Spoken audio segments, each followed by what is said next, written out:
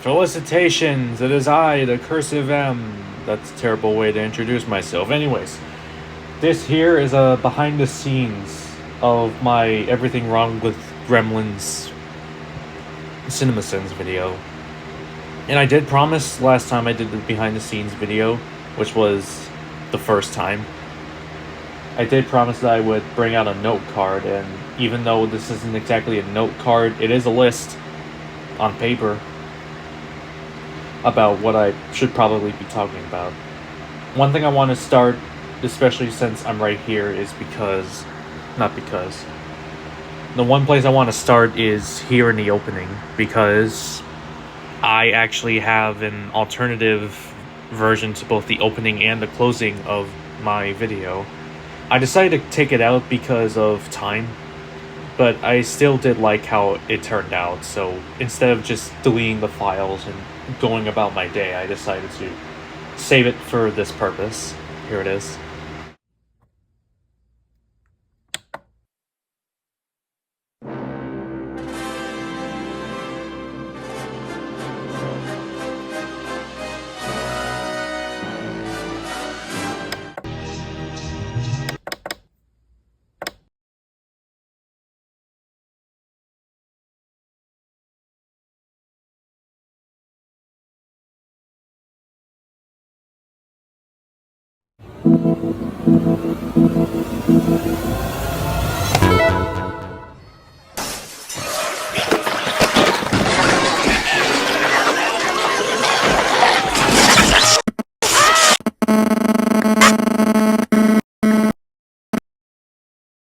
There it was.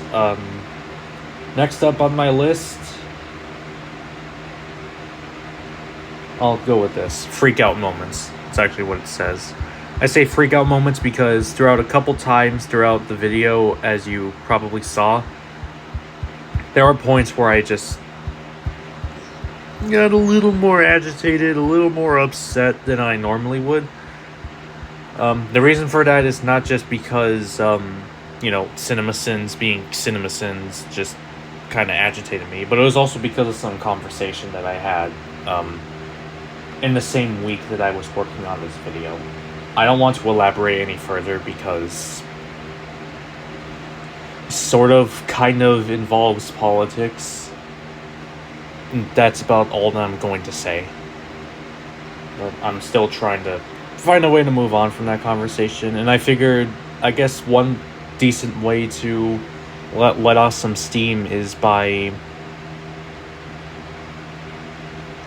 applying Jeremy to it, I guess. I don't know. So that's what I did. I decided to turn my vents of a conversation gone haywire into a conversation about how much of a terrible reviewer Jeremy is. And during one of these freak out moments... Actually, no, I think it's over here. Right here. During this particular freak out moment, there was a part up here on the counter where I made it seem like the counter was shocked, because throughout the same video my counter also acted as my post-editing form of myself. I don't like to say form. My post-editing self, making quick corrections either in a snarky tone or something else, but I didn't want to take advantage of that and be a little humorous, be a little goofy. And I think it kind of turned out pretty well. Here's that. Maybe if you moved your everything wrong with slogan out of the Steven Spielberg credit, you'd know editing. Sorry. There was that. And since we're here in the night, another thing that went down was an outtake that almost kind of... specifically almost kind of tampered with the final result of the product. It almost went by without me noticing. It was around this part with the sin where I talk about, Randall leaving Barney out in the car, yada yada. During this part, I was supposed to say... crap. Anyways, I was supposed to say, this may be a clutch since I don't see the headlights being on. Instead, I said, but I don't see the headlights being on. And the thing with my the thing with that outtake is the way I did it was I said but first and then since next, because the way I recorded my thoughts and everything on this CinemaSins video, it originally went by like I would have the video playing in a corner and then I would read off of a script that I prepared. But when I got the recording back, for some reason the audio just wasn't having it, per se. So I decided, you know what, instead of trying to pair the CinemaSins video with my voiceover, I'm just going to do my voiceover only, since I already have the script, I already have the screenshots as a base. So that's what I decided to do instead. Next up on the agenda... Oh, here's one. Folder for dialogue.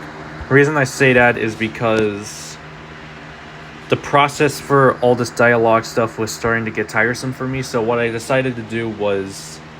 Not tiresome. I meant to say tedious, because I was scrolling a lot. Scrolling through my photos, specifically to click on one piece of dialogue that I would have. And so what I decided to do to save some time and save some memory, brain memory, not phone memory, is by creating a separate album for my phone filled with nothing but dialogue. And the finalizing process went by a lot easier. What else is there? 58 seconds of Kate and 108 Gremlins. Also what it says. I'm already at Kate. The reason I say sinning this scene that's worth 58 sins for 58 seconds is it's because last I remember, I think this scene lasts a total of 58 seconds. I don't know where I got that from. I don't know if I timed it myself, but it must be somewhere within the 58 second range. And as for 108 Gremlins, that's self-explanatory. That was the total amount of gremlin puppets that were used throughout the movie. That I also think. I got that from the DVD commentary. One more thing before I call it quits. Towards the end, let me just scroll to it. Towards the end is like the last mention of Rock and Ricky in the original Gremlins movie. Rock and Ricky is still on the air and all that. For this part right here, let me just quickly zoom in. For this part right here that says, "You don't mess with Rock and Ricky," I was going to use something from the Diving Deeper ebook. But the thing about it is, there's a clear warning at the start of it that says, hey, don't redistribute this in any shape or way because it could harm the creator, and I'm forever iffy about exceptions and all that stuff when it comes to messages like that. So I was tempted to use a panel from Diving Deeper that relates back to Rock and Ricky because, you know, Ricky. But I stood my ground. I think that is all that I have for this behind the scenes video. And I hope everybody has a good rest of their day or something whenever you decide to watch this video. Cheers.